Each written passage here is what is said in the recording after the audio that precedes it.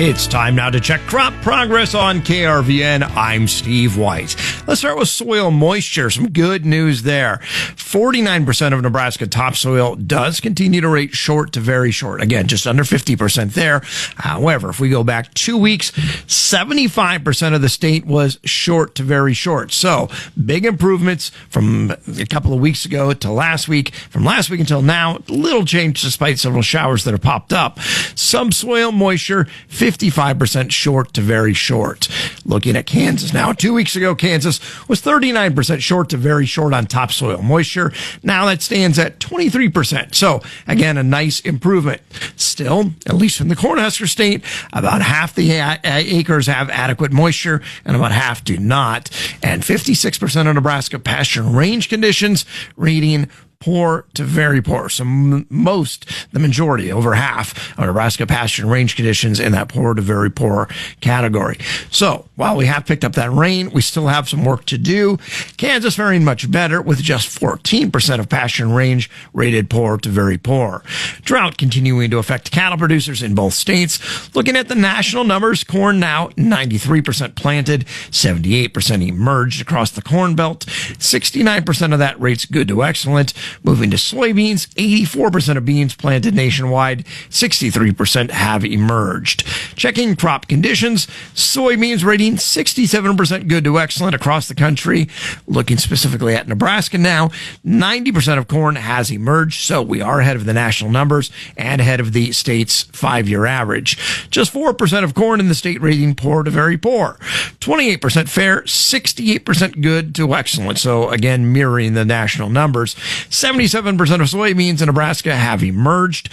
Very little in the poor category. 30% fair, 55% good. 12% of Nebraska soybeans rate excellent.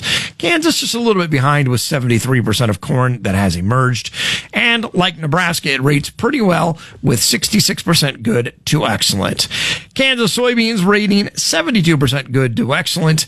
Kansas winter wheat 96% headed. Nebraska at 80%. Winter wheat harvest is well underway in Texas, but will wait elsewhere. We're still likely a month or so away in much of the wheat area. Now in Kansas, the winter wheat crop rating 51% good to excellent. However, in Nebraska, just 23% of the winter wheat crop in the good to excellent categories.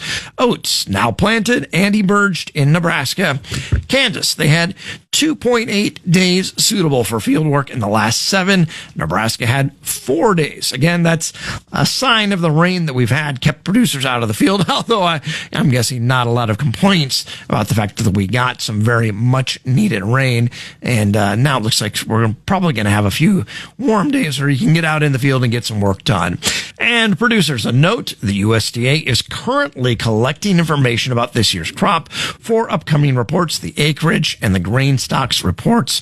So you can be watching for those surveys coming to your mailbox, coming to you soon. So again, the numbers looking some improvement for Nebraska, especially that topsoil moisture number, a lot of improvement.